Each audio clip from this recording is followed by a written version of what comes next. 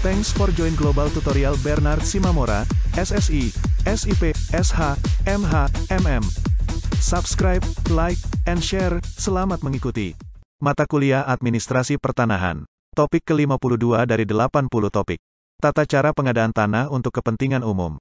Bagian pertama, masalah pencabutan hak atas tanah. Didasari oleh ketentuan pasal 18 Undang-Undang Nomor 5 Tahun 1960 tentang Undang-Undang Pokok Agraria, yang menyatakan bahwa untuk kepentingan umum, termasuk kepentingan bangsa dan negara serta kepentingan bersama dari rakyat, hak-hak atas tanah dapat dicabut dengan memberi ganti kerugian yang layak dan menurut cara yang diatur dengan undang-undang. Pasal ini di satu pihak memberikan landasan hukum kepada penguasa untuk dapat memperoleh tanah yang diperlukan guna menyelenggarakan kepentingan umum. Di lain pihak, ketentuan ini juga memberikan jaminan bagi rakyat mengenai hak-hak atas tanah terhadap tindakan sewenang-wenang dari penguasa.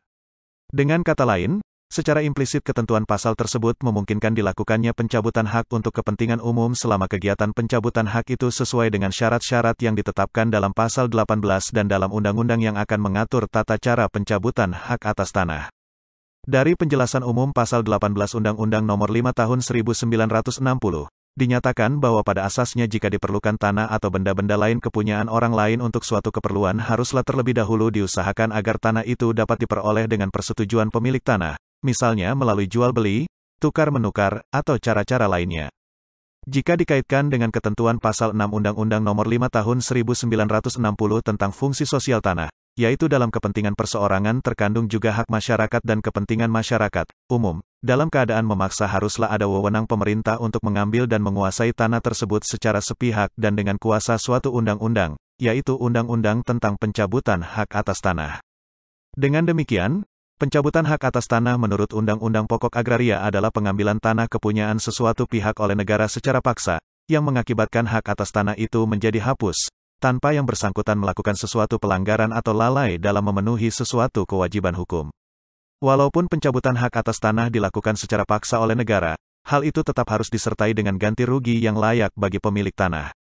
Pencabutan hak ini bukan penyitaan tanah, karena kepada yang bersangkutan masih diberikan kompensasi yang layak sebagaimana diatur oleh undang-undang dan peraturan pelaksanaannya. Dapat pula dikatakan bahwa pencabutan hak atas tanah untuk kepentingan umum merupakan cara terakhir untuk memperoleh tanah-tanah untuk kepentingan umum, setelah berbagai cara lain melalui jalan musyawarah dengan yang empunya tanah menemui jalan buntu, dan tidak membawa hasil yang diharapkan, sedangkan keperluan untuk penggunaan tanah dimaksud sangat mendesak sekali. Skeng menyatakan bahwa setiap kerugian yang secara langsung dan sebagai akibat dari pencabutan hak harus diberikan pampasan. Di samping itu, masih ada kerugian yang diderita pihak yang dicabut haknya seperti kerugian akibat berkurangnya nilai dari sisa yang tidak dicabut haknya dan juga kerugian yang terjadi dari berkurangnya penghasilan karena berpindahnya tempat.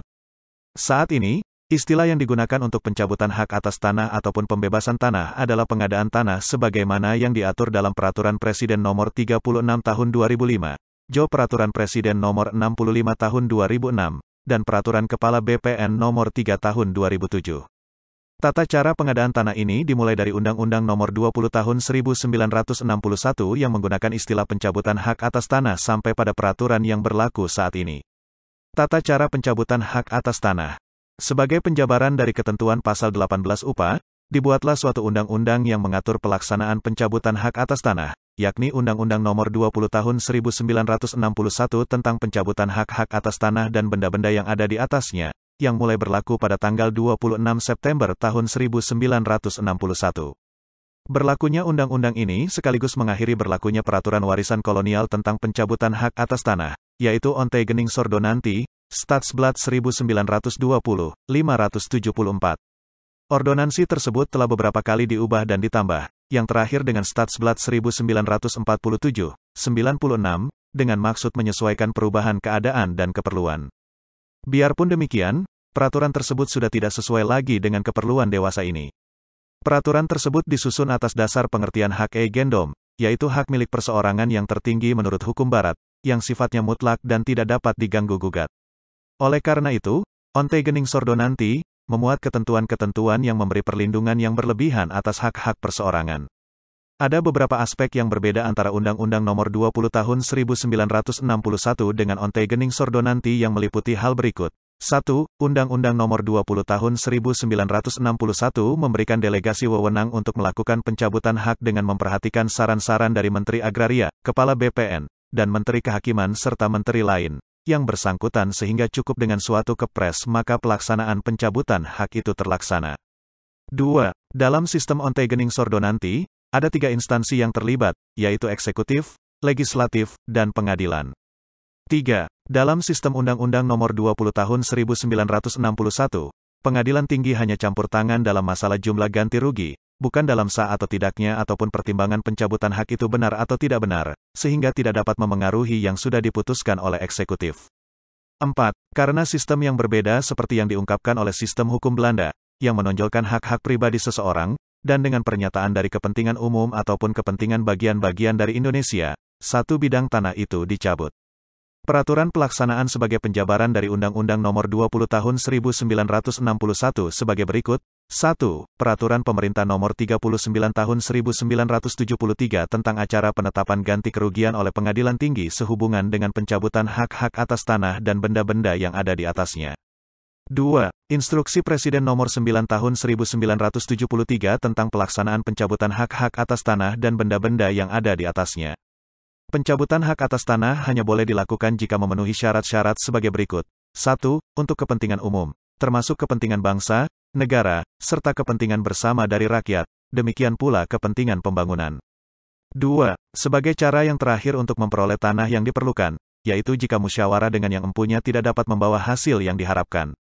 Syarat-syarat ini, apabila digabung dengan isi pasal 18 Undang-Undang Nomor 5 Tahun 1960, ada 5 syarat untuk pencabutan hak atas tanah sebagai berikut. 1. Dilakukan untuk kepentingan umum, termasuk kepentingan bangsa dan negara serta kepentingan bersama dari rakyat dan kepentingan pembangunan. 2. Memberi ganti rugi yang layak kepada pemegang hak. 3. Dilakukan menurut cara yang diatur oleh undang-undang. 4.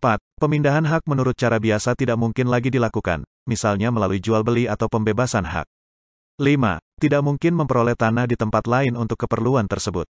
Umumnya, pencabutan hak diadakan untuk keperluan usaha-usaha negara, pemerintah pusat dan pemerintah daerah, karena menurut pasal 18 Undang-Undang Nomor 5 Tahun 1960, hal itu hanya dapat dilakukan untuk kepentingan umum.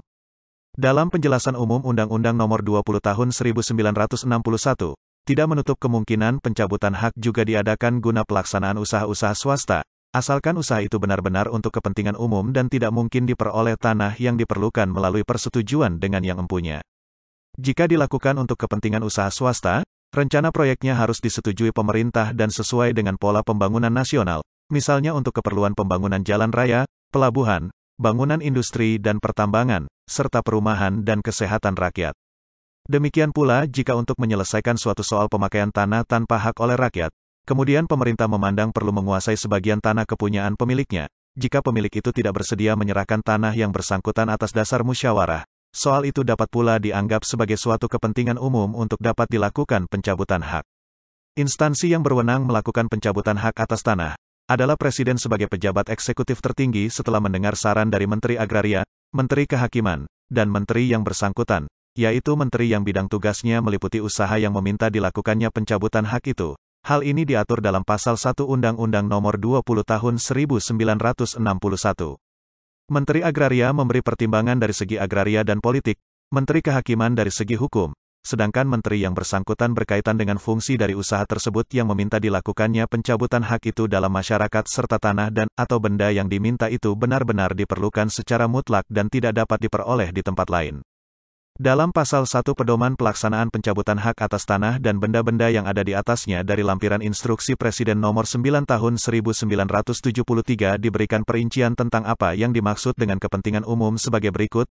1. Suatu kegiatan dalam rangka pelaksanaan pembangunan mempunyai sifat kepentingan umum apabila kegiatan tersebut menyangkut a. Kepentingan bangsa dan negara, b. Kepentingan masyarakat luas, c.